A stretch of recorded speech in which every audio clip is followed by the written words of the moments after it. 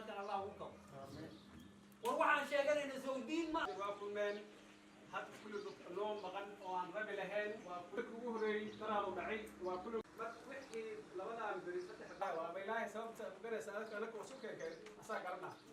Wote wameafikiana kwa kudumisha amani na shida kama hiyo tena ya kuuana na hiyo visanga imeletwa na wahalifu, na upande baina ya Gare na Marehani wamekubaliana kwamba hakuna shida ingine itatokea, na hii jamii yote wawili wamekamatana, wako pamoja kwa kudumisha amani.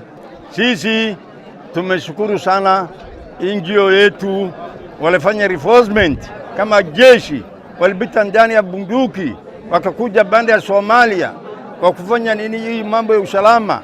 Sisi tumefurahia hawa maneno maslaha, tumetengeneza kila bande tumemalizika.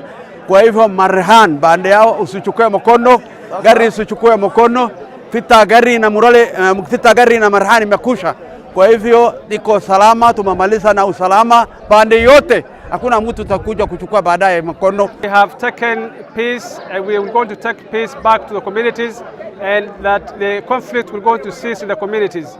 So the community elders that came here today agreed that sensitization needs to be done in the communities in Elwak, Somalia specifically, and to make sure that the issues is not repeated.